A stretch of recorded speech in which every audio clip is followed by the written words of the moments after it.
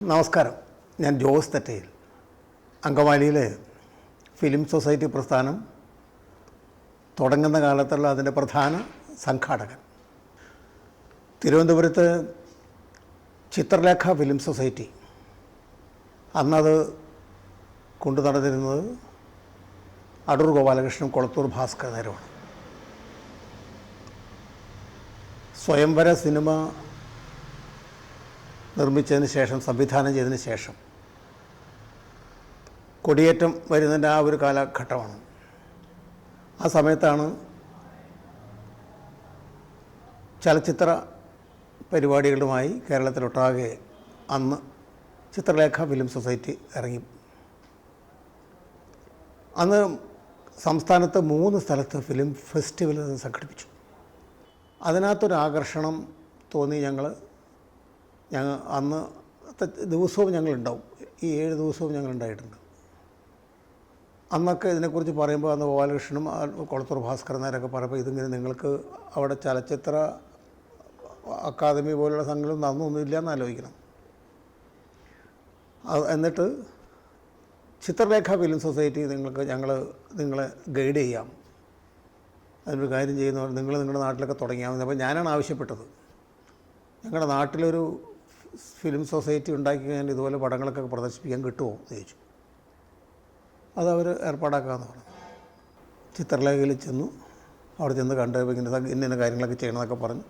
അവിടെ നിന്നൊരു ഇൻസ്ട്രക്ഷൻ വെച്ചിട്ടാണ് തുടങ്ങുന്നത്. അപ്പോൾ ഇത് അങ്കമാലിയിൽ തുടങ്ങണം. അപ്പോൾ അന്ന് അങ്കമാലിക്ക് ഒരു പ്രത്യേകത, സിനിമാ സംബന്ധമായ നല്ല ഒരു കാലമായിരുന്നു. ഞാനൊക്കെ ആണെങ്കിൽ സിനിമയുടെ വലിയൊരു ആരാധകനും ഒക്കെ ഇടങ്ങി നടക്കുന്ന കാലം. അങ്ങനെ അതാണ് തുടങ്ങാനുള്ള ഒരു പ്രധാന കാരണം അന്നുണ്ടായത്. എന്നിട്ട് ഞങ്ങൾ ആലോചിച്ചു. അപ്പോൾ ഗോപാലകൃഷ്ണൻ പറഞ്ഞു, ഞാൻ വരാം, നിങ്ങൾ തുടങ്ങിക്കോ എന്ന് പറഞ്ഞു. അങ്ങനെയാണ് ഞങ്ങൾ അന്നത്തെ CSA ഓഡിറ്റോറിയം. അന്നത്തെ CSA ഓഡിറ്റോറിയം എന്ന് എൻ്റെ തറവാട്ടുവക ഭൂമിയിൽ എൻ്റെ പിതാവ് നൽകിയ ഒരു സൗജന്യം കൊണ്ട് അവിടെ നിന്ന് പണിതുണ്ടാക്കിയത് അവർ CSA. അവിടെയാണ് ഞങ്ങൾ ആദ്യമായിട്ട് തുടങ്ങിയത്. ഒരു 1974 ഡിസംബർ മാസത്തിലാണ് തുടങ്ങിയത്. അന്ന് തുടങ്ങിയ പടം അധീർ പാഞ്ചാലി, ഒരു ദിവസം, പിറ്റേ ദിവസം ബൈസൈക്കിൾ തീവ്സ്. അങ്ങനെ ഇന്ത്യയിലെ ന്യൂ റിയലിസ്റ്റിക് പടങ്ങളുടെ, വേൾഡ് വൈഡായിട്ടുള്ള ന്യൂ റിയലിസ്റ്റിക് പടത്തിൻ്റെ തുടക്കം പോലെയുള്ള ചിത്രങ്ങൾ എന്ന നിലയിലാണ് ഞങ്ങൾ തുടങ്ങിയത്. അതിപ്പം 50 വർഷമായി ഞങ്ങൾ തുടങ്ങിയതിന് ശേഷം. അങ്കമാലിയിലെ ഫിലിം സൊസൈറ്റി പ്രസ്ഥാനം അതിൻ്റെ 50 വർഷം പൂർത്തീകരിച്ചിരിക്കുകയാണ്. 1974-75 കാലഘട്ടത്തിലാണ് അങ്കമാലിയിലെ ഫിലിം സൊസൈറ്റി പ്രസ്ഥാനം സജീവമായി പ്രവർത്തനം തുടങ്ങിയത്. അടൂർ ഗോപാലകൃഷ്ണൻ്റെ നേതൃത്വത്തിൽ കേരളത്തിൽ ഫിലിം സൊസൈറ്റി പ്രസ്ഥാനം ശക്തി പ്രാപിച്ചു വരുന്നതിന് സമാന്തരമായി അങ്കമാലിയിലും ശ്രീ ജോസ് തെറ്റലിൻ്റെ എല്ലാം നേതൃത്വത്തിൽ അങ്കമാലി ഫിലിം സൊസൈറ്റി എന്ന പേരിലാണ് ഇവിടെയും പ്രവർത്തനം ആരംഭിച്ചത്. തുടർന്ന് കേരളത്തിൽ അങ്ങോളം ഇങ്ങോളം ഫിലിം സൊസൈറ്റി പ്രസ്ഥാനം വേരുപിടിപ്പിക്കുന്നതിൽ ഈ പ്രസ്ഥാനം അതിൻ്റേതായ പങ്ക് വഹിച്ചിട്ടുണ്ട്. കേരളത്തിലെ അറിയപ്പെടുന്ന മുൻനിര സംവിധായകരുടെ സിനിമകളും അതോടൊപ്പം തന്നെ വിദേശത്ത് ഇന്ത്യയിൽ വിവിധ സംസ്ഥാനങ്ങളിലും അന്ന് പ്രസിദ്ധിയാർജിച്ച മിക്കവാറും എല്ലാ ചിത്രങ്ങളും അങ്കമാലി ഫിലിം സൊസൈറ്റി പ്രദർശിപ്പിച്ചിട്ടുണ്ട്. 74-75 കാലഘട്ടത്തിൽ തുടങ്ങിയ അങ്കമാലി ഫിലിം സൊസൈറ്റി ഏകദേശം ഒരു ദശാബ്ദക്കാലം വളരെ നന്നായി പ്രവർത്തിക്കുകയുണ്ടായി. അതിനുശേഷം കുറച്ചൊന്ന് നിർജ്ജീവമായ സന്ദർഭത്തിലാണ് അങ്കമാലിയിലെ തൊഴിലാളി വിഭാഗത്തിൽ നിന്നും കുറേ ചെറുപ്പക്കാർ മുന്നോട്ട് വരികയും ദൃശ്യ ഫിലിം സൊസൈറ്റി എന്ന പേരിൽ ഈ പ്രസ്ഥാനത്തെ പുനരുജ്ജീവിപ്പിക്കുകയും ചെയ്തത്. ഏകദേശം ഒരു ദശാബ്ദക്കാലത്തോളം ദൃശ്യ ഫിലിം സൊസൈറ്റിയും അതിൻ്റെ പ്രവർത്തനം മുന്നോട്ട് കൊണ്ടുപോയി. കേരളത്തിൽ കൈട്രോൺ എന്ന കമ്പനി ആദ്യമായി 16mm പ്രൊജക്ടർ ഉൽപ്പാദനം ആരംഭിച്ചപ്പോൾ അതിൻ്റെ ആദ്യ കസ്റ്റമറിൽ ഒരാളായിരുന്നു ദൃശ്യ ഫിലിം സൊസൈറ്റി. ഒരു ദശാബ്ദക്കാലത്തെ പ്രവർത്തനത്തിന് ശേഷം ദൃശ്യ ഫിലിം സൊസൈറ്റിയുടെ പ്രവർത്തനവും പതുക്കെ ഒന്ന് നിർജ്ജീവമായി. തുടർന്ന് 2005 ഇന്ന് പ്രവർത്തനം നടത്തിക്കൊണ്ടിരിക്കുന്ന ചിത്രശാല ഫിലിം സൊസൈറ്റി എന്ന പേരിൽ വീണ്ടും അതിനെ പുനരുജ്ജീവിപ്പിക്കാൻ ഉള്ള ശ്രമം തുടങ്ങിയത്. അന്നു മുതൽ ഇന്ന് വരെ എല്ലാ വർഷവും മുടങ്ങാതെ അന്താരാഷ്ട്ര ഫിലിം ഫെസ്റ്റിവലുകളും അതുപോലെ തന്നെ പ്രതിമാസ പരിപാടികളും മറ്റ് അനുബന്ധ പരിപാടികളുമെല്ലാം നടത്തി സജീവമായി ഈ രംഗത്ത് പ്രവർത്തനം നടത്താൻ ചിത്രശാലയ്ക്ക് കഴിഞ്ഞിട്ടുണ്ട്. ചിത്രശാല ഫിലിം സൊസൈറ്റിയുടെ ഒരു പ്രത്യേകത എടുത്തു പറയേണ്ടത് 2023 സ്വന്തമായൊരു ഫീച്ചർ ഫിലിം നിർമ്മിക്കുന്ന അതിസാഹസികമായ ഒരു പ്രവർത്തനം ചിത്രശാല ഏറ്റെടുക്കുകയുണ്ടായി. ചിത്രശാലയുടെ ഓൺ ഫണ്ട് ഉപയോഗിച്ചിട്ടും അതുപോലെ തന്നെ ഫിലിം സൊസൈറ്റി ഫെഡറേഷൻ്റെ ഗ്രാൻഡ് ഉപയോഗിച്ചിട്ടും അംഗങ്ങളിൽ നിന്നുള്ള കോൺട്രിബ്യൂഷൻ ഉപയോഗിച്ചിട്ടുമാണ് ആ ചിത്രം പ്രൊഡ്യൂസ് ചെയ്തിട്ടുള്ളത്.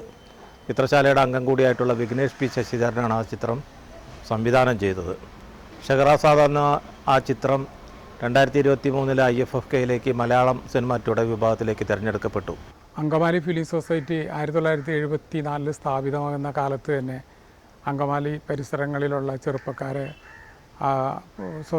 സിനിമ ഏറെ ആകർഷിക്കപ്പെട്ടിരുന്നു. ഇവിടെ അന്ന് തിയേറ്ററിൽ 3 തിയേറ്ററുകളുണ്ടായിരുന്നു. തിയേറ്ററുകളിലും സിനിമ കളിക്കുന്നുണ്ടായിരുന്നു, നല്ല നല്ല സിനിമകൾ കളിക്കുന്നുണ്ടായിരുന്നു. അപ്പോൾ അതിൻ്റെ ആവിർഭാവ കാലത്ത് തന്നെ ഞാൻ അതിൻ്റെ പ്രവർത്തകനായിരുന്നു. അന്ന് ശങ്കര കോളേജിലേക്ക് ശ്രീ ശങ്കര കോളേജിൽ നിന്ന് കുറേ വിദ്യാർത്ഥികളും അതിൽ ജോയിൻ ചെയ്തിരുന്നു.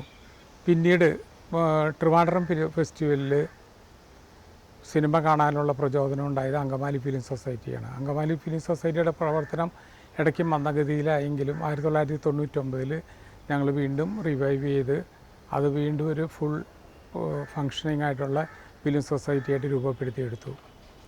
അന്ന് 99 ഞങ്ങൾ 99, 2000 ആ 2 വർഷങ്ങളിൽ 2 ഫിലിം ഫെസ്റ്റിവൽ നടത്തുകയുണ്ടായി. അതിലൊന്ന് ജർമ്മൻ ഫിലിം ഫെസ്റ്റിവലായിരുന്നു.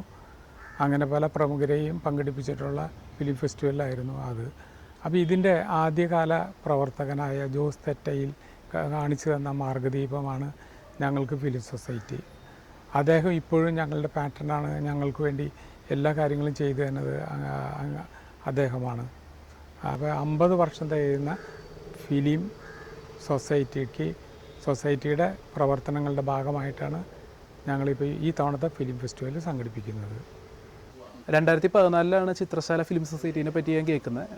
ആക്ച്വലി ആ സമയത്ത് ഞാൻ +2 കഴിഞ്ഞ് കോളേജിലേക്ക് കയറി നിൽക്കുന്ന ടൈമാണ്. അപ്പോൾ ആ ടൈമിൽ ഞാൻ വേൾഡ് സിനിമ കുറേ കൂടി കാണാനായിട്ട് തുടങ്ങുന്ന സമയമായിരുന്നു. അപ്പോൾ ആ ഒരു ടൈം പീരീഡിൽ എനിക്ക് ഫേസ്ബുക്ക് വഴി ഇങ്ങനെ ഒരു നോട്ടിഫിക്കേഷൻ പോലെ എനിക്ക് ആരോ ഇട്ടൊരു പോസ്റ്റ് വഴിയാണ് അങ്ങനെ അങ്കമാലിൽ ആ സമയത്തൊരു ചലച്ചിത്രമേള നടക്കുന്നുണ്ട് എന്നുള്ളൊരു വാർത്ത കണ്ടിട്ട് ഞാൻ അവിടെ അത് അറ്റൻഡ് ചെയ്യാനായിട്ട് പോകുന്നത്. അപ്പോൾ അങ്ങനെയാണ് ആദ്യമായിട്ട് ഞാനൊരു ഫിലിം സൊസൈറ്റിയുടെ ഇതിലേക്ക് കടന്നു ചെല്ലുന്നത്. അപ്പോൾ ആ ഒരു ഫെസ്റ്റിവലിൻ്റെ ഭാഗമായി ഒരു 4-5 ദിവസത്തെ പരിപാടിയായിരുന്നു. 4-5 ദിവസമായിട്ട് നടന്നൊരു ചലച്ചിത്രമേളയായിരുന്നു. അപ്പോൾ അന്ന് അവിടെ എല്ലാ ദിവസവും തന്നെ ഉണ്ടായിരുന്നു. രാവിലെ പോവും, വൈകുന്നേരം എല്ലാ പടവും കഴിഞ്ഞ് രാത്രിയെ തിരിച്ച് വീട്ടിൽ വരുള്ളൂ. അപ്പോൾ അങ്ങനെയായിരുന്നു ആ ഒരു ടൈം പീരീഡ് കിടന്നത്. അപ്പോൾ ഈവൻ IFFKക്ക് പോലും ഞാൻ പങ്കെടുത്തിട്ടുണ്ടായിരുന്നില്ല. അതിന് ശേഷമാണ് ഞാൻ ആദ്യത്തെ IFFK കൂടുന്നത് തന്നെ. അപ്പോൾ എൻ്റെ ആദ്യത്തെ ചലച്ചിത്രമേള എന്ന് പറയുന്ന അനുഭവം അവിടെ നിന്നായിരുന്നു, ചിത്രശാലയിൽ നിന്നായിരുന്നു. പിന്നീട് അതിനുശേഷം ഫെസ്റ്റിവൽ നടക്കുന്നതിനനുസരിച്ച് പിന്നീട് ഞാൻ സിനിമകൾ ക്യൂറേറ്റ് ചെയ്യാനും കൂടി തുടങ്ങി. ഞാൻ സജസ്റ്റ് ചെയ്യുന്ന സിനിമകളൊക്കെ പ്രദർശിപ്പിക്കാൻ തുടങ്ങിയായിരുന്നു. അപ്പോൾ ഷഹറാസാദ് എന്ന് പറയുന്ന സിനിമ ഒരു ഹൈബ്രിഡ് ഫോർമാറ്റിൽ വരുന്ന ഒരു എക്സ്പെരിമെൻ്റൽ ഫിലിമായിരുന്നു. അപ്പോൾ സാധാരണ രീതിയിൽ അത്തരം സിനിമകൾ നമ്മുടെ ഇവിടെ അങ്ങനെ ഒരുപാട് കൺസീവ് ചെയ്യപ്പെടുന്ന തരത്തിലുള്ള ഒരു പരിപാടി ഇവിടെ ഉണ്ടായിരുന്നില്ല. പ്രത്യേകിച്ച് ഒരു ഫിലിം സൊസൈറ്റി നിർമ്മിക്കാൻ ഒരുങ്ങുന്നു എന്ന് പറയുമ്പോൾ സാധാരണഗതിയിൽ വരാൻ സാധ്യതയുള്ള ഡ്രാമകളോ അല്ലെങ്കിൽ ഒരു വൈകാരികമായ കഥാമുഹൂർത്തമോ ഒന്നും തന്നെയുള്ളൊരു സിനിമയായിരുന്നില്ല അത്. എനിക്ക് ഫിലിം സൊസൈറ്റി, അതിനാൽ തന്നെ അങ്കമാലി ഫിലിം സൊസൈറ്റി അത്രത്തോളം വലിയ ഒരു സാഹസത്തിനാണ് പുറപ്പെട്ടതെന്നുള്ള കൃത്യമായ ബോധ്യം എനിക്ക് അന്നുണ്ടായിരുന്നു, ഇപ്പോഴും ഉണ്ട്. കാരണം ഞാൻ വളരെ യങ്ങാണ്. ഈ പറയുന്ന പോലെ എനിക്കങ്ങനെ വലിയ സിനിമാ പാരമ്പര്യമോ സിനിമയായിട്ട് കണക്ട് ചെയ്തിട്ടുള്ള ആളുകളായിട്ട് പരിചയങ്ങളൊന്നുമില്ല. പക്ഷേ ഈ പറയുന്ന കൂട്ടൊരു യങ് ഫിലിം മേക്കറിന് അവർ എത്രത്തോളം ഒരു ഫിലിം സൊസൈറ്റിക്ക് സപ്പോർട്ട് ചെയ്യാൻ പറ്റും എന്നുള്ളതിൻ്റെ ഒരു ഇത് ഞാൻ നേരിട്ട് കണ്ട് അനുഭവിച്ച ഒരാളാണ്.